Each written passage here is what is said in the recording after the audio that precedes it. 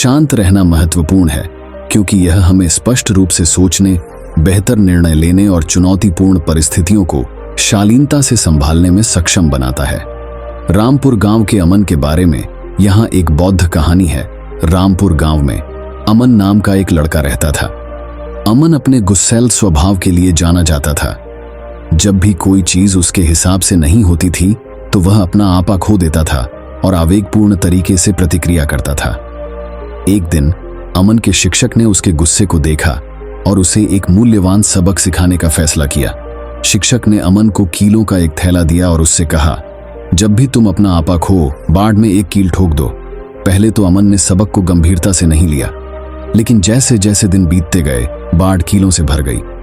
अमन को अपने गुस्से के प्रभाव का एहसास हुआ और यह कैसे न केवल खुद पर बल्कि उसके आसपास के लोगों पर भी असर डालता है। बदलने के लिए दृढ़ संकल्पित अमन ने गांव के बुजुर्ग से सलाह मांगी, जिन्होंने उसे बुद्ध द्वारा सिखाए गए ध्यान और माइंडफुलनेस के अभ्यास से परिचित कराया। अमन ने आवेगपूर्ण तरीके से प्रतिक्रिया किए बिना रुकना और अपनी भावनाओं का निरीक्षण करना सीखा। अभ्यास के साथ अमन का गुस्सा कम होने लगा और बाढ़ में कील ठोकने के बजाय उसने उन्हें एक एक करके निकालना शुरू कर दिया। आखिरकार बाढ़ से कीलें हटा दी गईं और अमन ने विपरीत परिस्थितियों में शांत रहने की कला में महारत हासिल कर ली। उस दिन से अमन रामपुर गांव में सबसे शांत व्यक्ति के रूप में जाना जाने लगा, जिसने दूसरों को उसके उदाहरण का अनुसरण करने और माइंडफुलनेस और आत्म जागरूकता के माध्यम से आंतरिक शांति पाने के लिए प्रेरित किया। जैसे जैसे अमन ने माइंडफुलनेस का अभ्यास करना और शांत रहना जारी रखा, उसने अपने भीतर एक गहरा बदलाव देखा। दूसरों के साथ उसके रिश्ते बेहतर हुए और वह अधिक धैर्यवान और दयालु बन गया। एक दिन रामपुर गांव में भयंकर तूफान आया, जिससे ग्रामीणों में अफरा तफरी और दहशत फैल गई। घर नष्ट हो गए और लोग बेतहाशा आश्रय और सुरक्षा की तलाश कर रहे थे। अफरा तफरी के बावजूद अमन उल्लेखनीय रूप से शांत रहा। दूसरों की तरह घबराने के बजाय उसने जिम्मेदारी संभाली और अपने साथी ग्रामीणों को आश्रय खोजने और आपूर्ति जुटाने में मदद करना शुरू कर दिया। उसके शांत व्यवहार और नेतृत्व ने दूसरों को शांत रहने और तूफान द्वारा लाई गई चुनौतियों से निपटने के लिए मिलकर काम करने के लिए प्रेरित किया। तूफान के गुजरने के बाद ग्रामीण संकट के दौरान अमन के साहस और धैर्य के लिए आभार व्यक्त करने के लिए एकत्र हुए। उन्होंने महसूस किया कि कठिन समय में शांत रहने से न केवल अमन को बेहतर निर्णय लेने में मदद मिली, बल्कि पूरे समुदाय में आशा और शक्ति भी आई।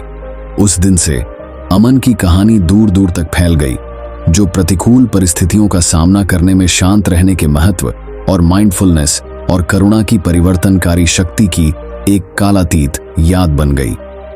जैसे जैसे समय बीतता गया, रामपुर गांव के शांत और बुद्धिमान युवक के रूप में अमन की प्रतिष्ठा बढ़ती गई।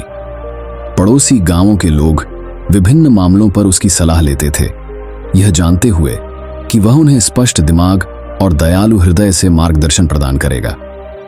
एक दिन पानी के स्रोत तक पहुंच को लेकर दो पड़ोसी गांवों के बीच संघर्ष हुआ। तनाव तेजी से बढ़ गया और ऐसा लगा कि हिंसक टकराव आसन्न था। स्थिति के बारे में सुनकर दोनों पक्षों के गांव के बुजुर्गों ने मदद के लिए अमन से परामर्श करने का फैसला किया।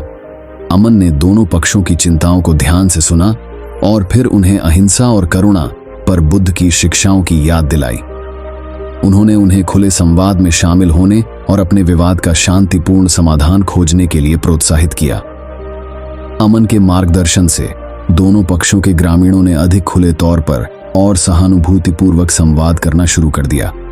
उन्हें एहसास हुआ कि उनकी चिंताएं और हित समान हैं और हिंसा से सभी के लिए और अधिक पीड़ा होगी। धैर्य, समझ और अहिंसा के प्रति प्रतिबद्धता के माध्यम से ग्रामीण एक पारस्परिक रूप से लाभकारी समझौते पर पहुंचने में सक्षम हुए, जिससे क्षेत्र में शांति और सद्भाव कायम रहा। संघर्ष में अमन के हस्तक्षेप की कहानी दूर दूर तक फैल गई, जो इस बात का एक शक्तिशाली उदाहरण है कि कैसे शांत रहना और संघर्षों को करुणा के साथ सामना करना सभी पक्षों के लिए सकारात्मक परिणाम ला सकता है। शांति दूत और बुद्धिमान सलाहकार के रूप में अमन की विरासत आने वाली पीढ़ियों को प्रेरित करती रही। दोस्तों, हमें उम्मीद है कि आपको हमारी वीडियो बहुत पसंद आई होगी। अगर वीडियो पसंद आई हो तो वीडियो को लाइक और एक मित्र के साथ शेयर जरूर करें और हमारे चैनल से जुड़ने के लिए चैनल को सब्सक्राइब कर लीजिए। धन्यवाद। नमो बुद्धाय।